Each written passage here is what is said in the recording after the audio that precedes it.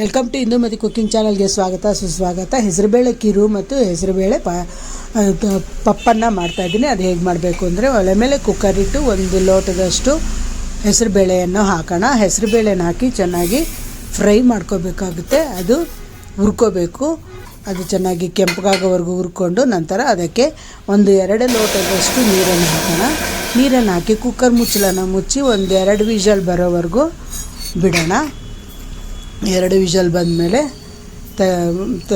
ತೆಗೆದುಬಿಟ್ಟು ಅದು ತಣ್ಣಗಾದ ಮೇಲೆ ಅದನ್ನು ನೋಡಿ ಈ ತರಹ ಬೆಂದಿರುತ್ತೆ. ಅದನ್ನು ಒಂದು ಬಟ್ಲಿಗೆ ಬೇರೆ ಬಟ್ಲಿಗೆ ಹಾಕೋಬೇಕು. 1-2 ಸ್ಟೌಟ್ನಷ್ಟು ಇದು ಪಪ್ಪಿಗೆ ಹಾಕ್ಕೊಳ್ತಾ ಇದ್ದೀನಿ.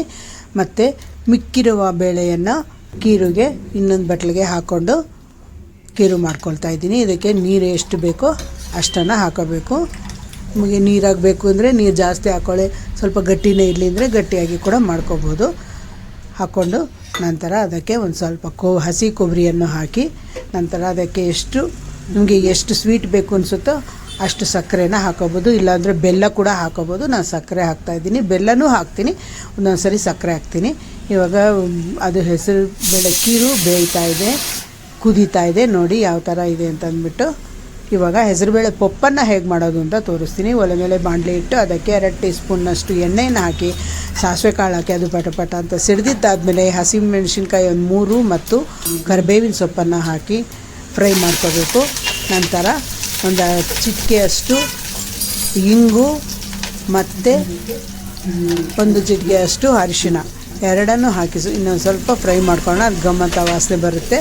ನಂತರ ಬೇಯಿಸಿ ಇಟ್ಕೊಂಡಿದ್ದೀನಲ್ಲ ಹೆಸರುಬೇಳೆನ ಅದನ್ನು ಹಾಕೋಣ.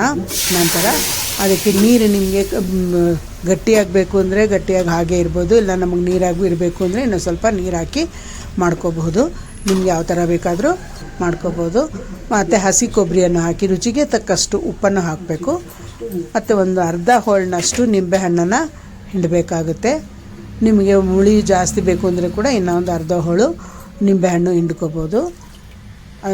ನಿಂಬೆಹಣ್ಣನ್ನು ಹಿಂಡಿ ನಂತರ ಕೊತ್ತಂಬರಿ ಸೊಪ್ಪನ್ನು ಸಣ್ಣದಾಗಿ ಹೆಚ್ಚಿ ಇಟ್ಕೊಂಡಿರುವಂತಹ ಕೊತ್ತಂಬರಿ ಸೊಪ್ಪನ್ನು ಕೂಡ ಹಾಕಿ ಚೆನ್ನಾಗಿ ಮಿಕ್ಸ್ ಮಾಡಿದ್ರೆ ಹೆಸರುಬೇಳೆ ಪಪ್ಪು ರೆಡಿ. ಈ ವಿಡಿಯೋ ನೋಡಿದ್ದಕ್ಕಾಗಿ ತುಂಬ ಧನ್ಯವಾದಗಳು. ಈ ವಿಡಿಯೋ ನಿಮಗೆ ಇಷ್ಟ ಆದಲ್ಲಿ ಲೈಕ್ ಮಾಡಿ, ಶೇರ್ ಮಾಡಿ, ಸಬ್ಸ್ಕ್ರೈಬ್ ಮಾಡಿ. Thank you.